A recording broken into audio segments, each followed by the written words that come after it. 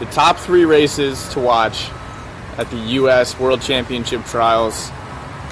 Goggle Less Bros, episode 3. So we're going to get into it. Each of us has 3 races chosen. We'll just kind of go back and forth, talk about it a little bit, talk about who we're going to see.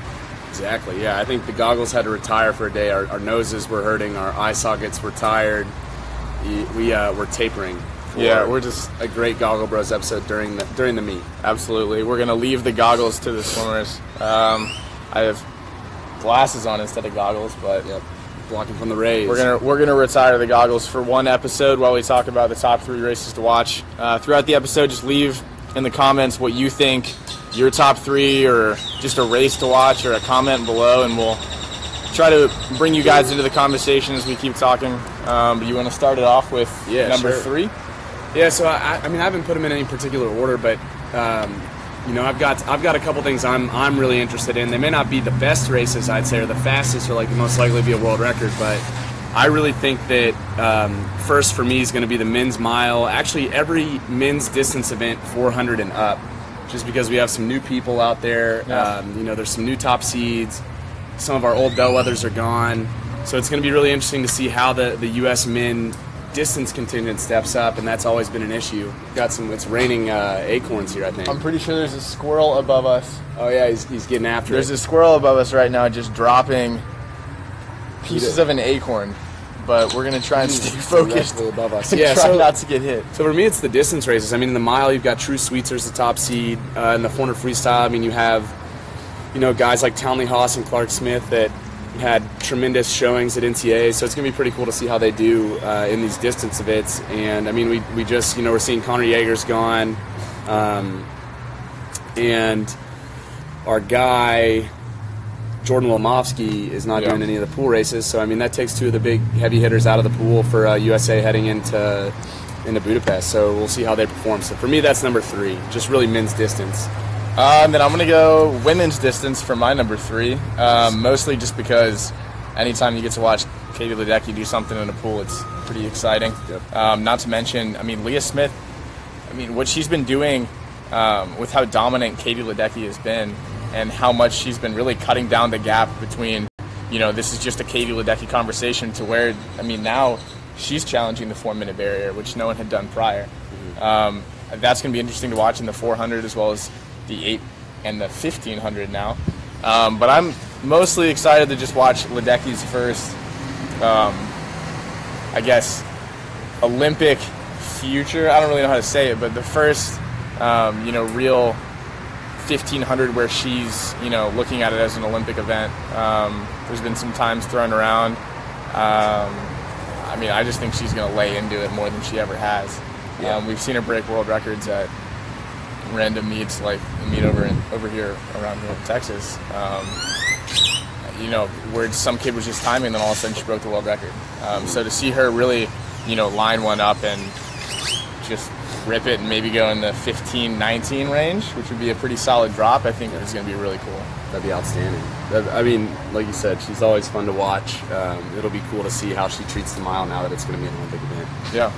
So number 2, I'm going to go with the men's sprint freestyles, and my reason for that is just I really feel like there's not necessarily like a changing of guard, but there's definitely some people vying for position, and I always think it's really interesting in the post-Olympic year to see how the Olympic hangover goes for some of the champions. Not necessarily that it is a hangover, but athletes need to capitalize on their success. So a guy like Anthony Irvin, is he going to come back with a bang from his performances in Rio? Is Nathan going to be on point for the 50, or has he really been focusing more on the 100? What's Caleb Dressel going to do coming off of NCAAs? What's a guy like Ryan Held going to throw up? And then you have, your kind of your outliers, guys like Michael Andrew. Could this be a year where he really shows up on a world scene, on the United States team, and makes a difference? So it could be pretty cool to see how those go. And then also just that men's 4x100 freestyle relay. Yeah. We got some youngsters on the squad. This is going to be the first year on all the men's freestyle relays we haven't had Lochte or Phelps in like a decade. Yeah, no, that's a good point. So, there's no safeguard. There's just tossing one of those guys on the relay, which I don't think we really need a safeguard. We got good players, but the leadership that those guys provide is always pretty solid. Yeah, definitely. We've still got some old guard and some new guard with guys like Irvin and Adrian, tangoing with held in Dressel and Chadwick. So it'll be an interesting demographic going into that, but that's going to be really fun to watch. Yep. My number 2 is going to be the men's breaststrokes. We were talking about it before we started the show. We were just looking at the psych sheet for the 200 breast, and it was so deep. Yeah. I mean, there's going to be so many guys under 210, which 7 guys I think seated under 210. Yeah, 6 I mean, guys. that's just wild. And you've also got, Pernod's challenging that 207 barrier. There's no reason to think that, guys like Cortez and Lacone couldn't challenge that as well. You got Lacone coming off a little bit of a tough summer last year, he's likely looking to just absolutely rip something here. Yeah. And then the 100 as well.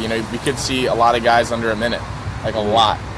We've got, I would say, 5-6 guys that could go under. I would say top 8's going to be maybe more. I mean, that'd be wild if the top to make the A final at nationals took under a minute in the 100 breast would be absolutely insane. Yep. I just think both of those events are just going to be so deep, as well as just the top end is going to be out of this world. Those are going to be really, really exciting. Yeah, I agree. I think that the breaststrokes will be cool. It'll be interesting to see if we can get a guy down in the 206 range in the 200, and then in the 100. I mean, as fast as it is, or as fast as it sounds to be under a minute. I mean, now, on a world scene, I mean, there's 30 guys in the world that go under a minute now. Yeah. So it's like, we'll see if we can have somebody that gets into that 58 low range that can really start challenging at least Cameron Vandenberg for the silver position, and then maybe get close to Adam Peaty. So try to hang on to Adam Peaty's wake. Yeah, which is after what he's been doing in the 100 recently. Exactly. And so my top set of races. It may be a little bit different than what people thought it was going to be, but I'm actually pretty excited to watch the women's backstrokes. And my reasoning is there's a lot of new names there, and I mean there's some old names, but really only a year old. People like Olivia Smolik. I mean, she made the team in the 100, but it's pretty deep as far as the 100 and 200 go with names that haven't had a chance to prove themselves on a world scene yet. And I always love seeing that because this is really the type of year where we see people come onto the scene and become the players through the next Olympic Games in 2020. So I think that, in my opinion, is a really exciting thing, and that's one of the races that will highlight that change. As women's 100, 200 backstroke, and of course some excitement in the 50. Yeah, my number 1's going to be a little bit similar. We saw a little bit of a changing of the guard in the 400 IM, but I'm excited to see the 200 and 400 IM for the men. It's the first World Championship level meet where we've got a huge open space in that race. We've got guys like Kalish, Pernod, Lacone, the Litherlands. I mean, there's so many names that could jump into the mix that's going to be one of those races where it's just, get on the block and anybody in the top 8, who's going to make it happen. In the past, we've seen, is Lochte going to be Phelps? Is Phelps going to be Lochte? At this point, it's going to be, we've got 10 guys. People are going to have to go fast in the morning too. Mm-hmm. It's going to be a tough A final to make because a lot of people know now. No semis. What's up? No semis. No semis. I mean, yeah, you got to go fast in the morning. Yeah. I just think that's going to be pretty wild to see. Such an open race, and a couple of events that in the past haven't been very open, quote unquote, because you've had guys like Phelps and Lochte that have had it locked up and had such a tight grip on it that now we're going to get to see, who's going to really solidify themselves as the next, in a line of a lot of great IMers, headed by Phelps, obviously, who's going to really step up and try to take that role. Yeah, the 200 will be interesting. Yeah. The 400, I mean, I feel like Kalish is pretty locked. That second position it'll be interesting to see who makes that. Yeah. So if I had to ask you, I have a question for you, Kyle. Okay. This is not staged, so this is going to be my raw answer. Exactly. So this is one I've been thinking about. So if you had to pick an event where a world record's going to be broken. Oh, wow. At trials? Yeah, what would that event be? And then if you had to pick a new up-and-comer that's going to kind of shock the world and come onto the stage, who would that be? Either men or women? Up to you. That's tough. Because I think we could see some surprising stuff here at this meet. Yeah. I mean, and obviously the easy default would be like, oh, Katie Ledecky breaks a record or something like that. Yeah, and I was going to say that. I was going to say, you actually just scrolled past one of my options here. I'm going to go ahead and rule out Ledecky because we all know she'll just randomly pop off world records. We talked about that already. I think the guys 200 breast is going to be competitive enough where those guys are going to be pushing each other at the top to put up some serious times. We saw it at Olympic trials with those top 3 guys all. What did Pernod go 207? What, like 4 or so? He was. I think he went the 7-1 at trials. Is that when Cortez went 7-8 and Lecco went 8-1? Yeah, he went 7-8 in semis. You know, I think what's going to be interesting about this race is at the Olympics, I know for a fact that Kevin didn't swim his own race. He tried to hold back too much. And I think if we see him just uncork a 59 high front half, that it could push both these guys in the 206 low range. Yeah, I mean, with the amount of top-end talent, I mean, we've got, let's not leave out Andrew Wilson, Nicholas Fink, Cody Miller, Reese Whitley. I mean, there's they'll all go, endless names. Yeah. I think Kevin sets the pace and they'll all go. Josh will be pretty close. But if you push Josh out fast enough, then he's a bit of a bulldog. I don't think he's going to die. No, I'm yet to see him die in a 200 breast. He's always been that kind of like last 50 gasser. Exactly. But I mean, I that think could be a good one, man. I think that one, just based on the culture that we're going to see in the A final there, I think we could see some people, maybe 2 people go under 207. And it kind of depends on who shows up and, like you said, who pushes the pace. Yep. But aside from that, I'll pick kind of like an upset world record. I like Simone Manuel in the 50. Yep. She's been 24-0, and she's, I mean, we saw Sjöström challenging that, so I think 23-9. Yeah, I think we're gonna look. She was 23-8 in Cannae. I think we're gonna see a lot of those ladies looking to kind of answer back to what Sjöström's been doing over there all by herself. This is kind of their first opportunity to jump up and say, hey, like, you're not the clear favorite. We've got some studs over here too, and I think we're gonna see Manuel dip underneath 24, maybe into that 23-8 and hopefully a world record range, because there is a lot of top talent there too. We've got some up-and-comers. I don't even know if you can call her an up-and-comer anymore with Weitzel. She's kind of solidified herself as she was world-class talent at the Olympics. Yeah, exactly. She's young, but at the same time, I mean, we've got a lot of young talent out there like Ledecky and stuff like that. Yeah, and we've got like 23-7, squirrels above us now. 23-73 is the world record. Let's see, our top. What was our top time this year? Was it 3.9 or 3.8, somewhere around there? All right. Well, if I had to take my stab, I think that Chase Kalish is going to challenge the 4.038 from Phelps in the 400 IM. I think he's shown some 210 type speed in the tuner breast. Yeah.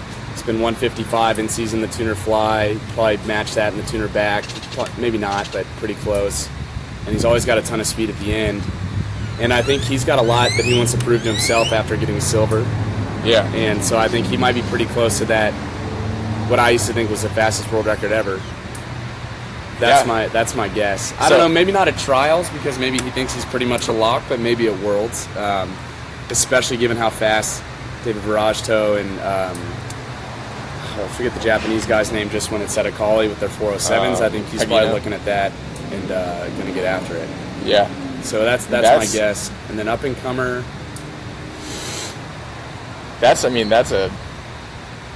Would you still say that 403 is the fastest world record, or are you going to go PD's 100 breast now? PD's 100 breast. Yeah. Up and comer, I'm going to have to go with our contributor, Amy Bilquist. She hooked us up with a great showing on our social account. She did. I think she's been looking pretty hot to trot in the 100 and tuner back. And so I think she's been dying to make one of these teams. So we'll see what happens. Yeah. Did I do my up and comer? You kind of said. No, I'm gonna go. Weitzel's not really an up and No, I'm gonna go Brooke 40 in the 400 IM. Oh wow. She's seated, I think, 4th. Lakeside kid. We've got Beisel's the top seed. I don't really know how many people are going to challenge her if she's on. You've got Cox and Galat. I mean, those are 2 studs in there too, but, you know, in that 16 to 18 range for both men and women, that's when you're really dropping a lot of time. She's only seated 2 seconds off of those other girls. I think she's going to show up. She's going to hit her taper, and I think she could come in there for the second slot. What'd Trevor say? Burkle looking tan. Yeah, I've been outside. That's why we're sitting outside. Quite a bit. Actually, Trevor, I'll give you a little shout out on Trevor's prediction.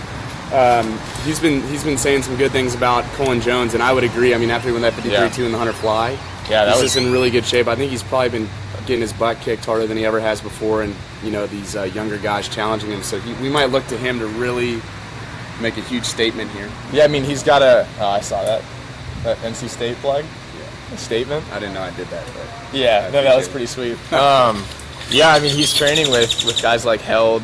I think he's over there with Simonis Bilas too. So he's got a Justin Rez. Yeah, a solid training group. A lot of that's another one. Talent out there. Justin, yeah, I mean that's a good point. We saw him at the TYR Triangle Classic. There's a ton of people. Yeah, let us know who you guys think the up-and-comers are going to be. Who do you think some of these sneaky second-place finishers will be for this meet? Yeah, if you have any people you want to throw out there, leave them in the comments. We'll chat about them a little bit. Man, we are just getting drilled by these squirrels right now, or birds. I don't really know. All right, I've got good points. A 3 o'clock, so cool. Alrighty, well, continue to leave comments below. I'll respond to them personally, or we'll put Clark on the keyboard and he'll talk about it. We'll have a conversation. Thanks for tuning in. We're going to be live, throughout this week as U.S. World Team Trials are going on. We'll be back on. Look for us Wednesday at 2 p.m. Central, so 3 p.m. Eastern, I think it is. Yeah, we're going to be in the studio. We'll likely have a special swimming guest. It could be somebody that's already made the team.